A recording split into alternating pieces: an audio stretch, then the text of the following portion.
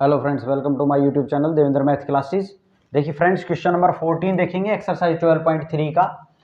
A B and C D are respectively arcs of two concentric circles.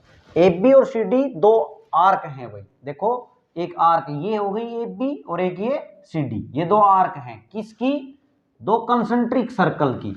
Concentric का मतलब जिन दोनों circles का centre एक ही है, ठीक है। Of radii 21 centimetre and 7 centimetre and centre O see figure आपको गिवन है भाई। यहां पे सेंटर का काम कौन कर रहा है? ओ कर रहा है, ठीक है। और इनकी रेडियाई जो है वो कितनी है? 21 सेंटीमीटर और 7 सेंटीमीटर। ये जो ओ सेंटर मान के और ये ए बी आर्क जो आपको दिख रही है, ये इसकी तो रेडियस कितनी है? 21 सेंटीमीटर, यहां से लेके और यहां तक, और इसकी रेडियस कितनी है? 7 सेंटीमीटर। आगे दिया है if angle AOB is equal to 30 degree. AOB ये कितना है भाई अपना? 30 डिग्री। तो देखिए, जब एंगल इसके लिए AOB 30 डिग्री है तो COD भी आप बोल सकते हैं, वो भी 30 डिग्री है, ठीक है। तो हमने क्या करना है? एरिया फाइंड आउट करना है किसका? शेडेड रीजन का। तो शेडेड रीजन इसके अंदर हमने इस रीजन का, ये है वही रीजन, हमने ये पहले शेडेड नहीं किया, आप देख लेंगे, ये इसका ही हमने एरिया फाइंड आउट करना है, ठीक है। फिगर में यही एरिया शेडेड है, इसका एरिया हमने फाइंड आउट करना है। देखें तो यहां पे इसका एरिया फाइंड आउट करने के लिए हमें क्या करना पड़ेगा? यहां पे अगर बात देखें तो ओ ए बी क्या किसका काम कर रहा है भाई? ये एक, अगर इसको आर्क को पूरा घुमा देते तो ये एक सर्कल बन जाता। तो ये इस सर्कल के लिए एक सेक्टर का काम कर रहा है ना। किसका काम कर रहा है? सेक्टर का। जिनकी रेडियस 21 और 21 है और सेंटर पे एंगल कितना बन रहा है? 30 डिग्री। पूरा हम इस सेक्टर का एरिया फाइंड आउट कर लेंगे ओ ए बी का, और फिर किसका कर लेंगे? ओ सी डी का। बिल्कुल इजी क्वेश्चन है। ओ सी डी का एरिया फाइंड आउट कर लेंगे, ये भी एक सेक्टर है। तो बड़े ये जो ओ ए बी सेक्टर का एरिया आएगा उसमें से ओ सी डी का सेक्टर का एरिया क्या कर देंगे? सब्ट्रैक्ट कर देंगे। तो इस शेडेड रीजन का एरिया आने वाला है। देखते हैं कैसे सॉल्यूशन करेंगे अब इसका। तो एरिया हम फाइंड आउट कर लेते हैं भाई। Area of sector, area of sector, sector कौन सा? ओ ए बी का ही फाइंड आउट कर लेते हैं पहले। ये जो दिख रही है 21 सेंटीमीटर रेडियस इसकी, तो इसको हम, एरिया होता क्या है भाई सेक्टर का? पाई आर स्क्वायर। देखिए, जब बड़े है इसकी आर तो बड़े आर से डिनोट कर लेते हैं, अपॉन 360 इंटू थीटा। क्लियर है भाई? पहले फॉर्मूला लिखेंगे। देखो ये कैसे आता है, हमने आपको पहले भी बताया है। अगर मान लो 360 डिग्री पे ये सर्कल है पूरा, ठीक है, ये इसका सेंटर है। अगर ये पूरा घूमता है तो एंगल कितना बनता है भाई? 360 डिग्री। अब हमने मान लो इस सेक्टर का एरिया फाइंड आउट करना है, ठीक है। तो इसका एरिया फाइंड आउट करना है, ये थीटा है, इसकी वैल्यू कितनी है? थीटा। तो हम कैसे फाइंड आउट करेंगे? देखिए, पूरा घूमता है तो 360 डिग्री का एंगल बनाता है।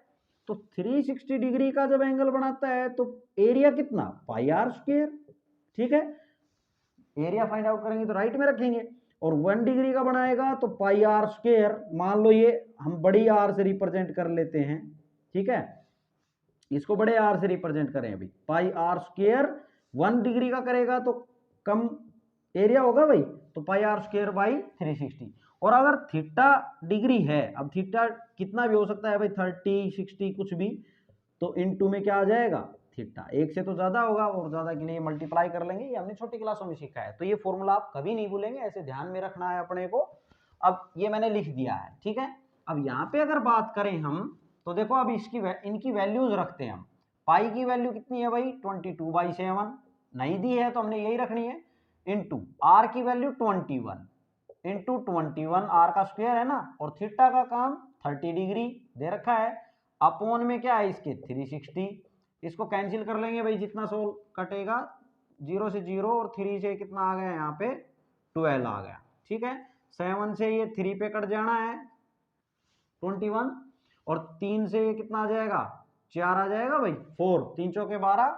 और अब 2 से काट लें इसको, ये 2 दूनी 4 और 2 से यहाँ 11 आ गया। अब इसको मल्टीप्लाई कर दें भाई, क्या आ गया अपने पास? 11 इंटू 21/2। अब इसको मल्टीप्लाई करेंगे तो 11 एकम 11, 1 22 और 1 23, ये आ गया भाई अपने पास। और एरिया है तो सेंटीमीटर स्क्वायर।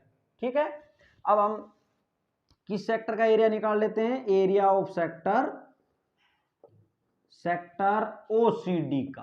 किसका भाई, ओसीडी का। तो ओसीडी का एरिया जब हम फाइंड आउट करेंगे तो पाई आर स्क्वायर, इसके लिए छोटी आर से रिप्रेजेंट कर लेते हैं हम, इनटू थीटा। पाई की वैल्यू 22/7, आर स्क्वायर, आर की वैल्यू इसके लिए कौन सी है, ये 7, 7 इंटू 7 इंटू थीटा, वही 30 डिग्री। भाई इसके लिए भी तो यही 30 डिग्री है, इतना ही तो है ये, इसके लिए भी और उसके लिए भी। इनटू यहाँ पे नीचे क्या है 360, 7 से 7 कट गया भाई, और यहां से ये कितना आ जाएगा 12 आ जाएगा। ठीक है, तो ये अब काट लें, 2 से 6 पे गया और यहाँ कितना आ जाएगा 11, तो ये कितना आ गया 77/6 सेंटीमीटर स्क्वायर आ गया भाई। ठीक है, हमने निकालना है क्या, शेडेड रीजन का एरिया। तो शेडेड रीजन का एरिया कैसे आएगा, जब इस पूरे बड़े में से और इस छोटे इसको सब्ट्रैक्ट कर देंगे तो area of, therefore area of shaded region is equal to क्या आएगा भाई, एरिया ऑफ सेक्टर। कौन सा सेक्टर है, सेक्टर अपने पास ओ ए बी। ठीक है, ओ ए बी में से क्या सब्ट्रैक्ट करेंगे, एरिया ऑफ सेक्टर, ये भी सेक्टर ही है, सेक्टर कौन सा, ओसीडी।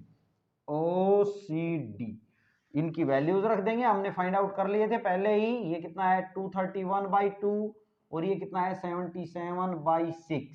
अब यहाँ पे इसका एलसीएम ले ले तो देखो यहाँ कितना आ जाएगा भाई, 6 एलसीएम आ जाएगा, तो 3 2 से डिवाइड करेंगे 6 पे तो 3 आएगा, और 3 से अब इसको मल्टीप्लाई करेंगे, 231 को 3 से मल्टीप्लाई तो 3 9 और 6 693 आ गया यहाँ से, और यहाँ 77 ही रहेगा। तो यहाँ पे अब 693 में से 77 जाएंगे तो 13 में से ये 7 जाएगा तो 6 बचेगा। ठीक है, यहाँ अब 8 रह गया, 8 में से 7 जाएगा तो 1 बचेगा और 6 आ जाएगा भाई, और अपोन में क्या है इसके 6 चल रहा है। ठीक है, अब ये कुछ और कट रहा है तो और काट लेंगे इसको, यहाँ से कितना आ जाएगा 2 से 3 पे आ जाएगा, यहाँ 2 से 3 आएगा और 2 3 6। अब ये पूरा पूरा ये 1 उतारा भाई, डिवाइड नहीं हुआ तो 0 आएगी, है ना, और अब कितना आएगा 8 आ जाएगा। ठीक है, तो ये कितना आ गया 308/3, और सेंटीमीटर में चल रहा है ना तो सेंटीमीटर स्क्वायर, ये आ गया शेडेड रीजन का एरिया। ये था आपका क्वेश्चन नंबर 40। Okay students.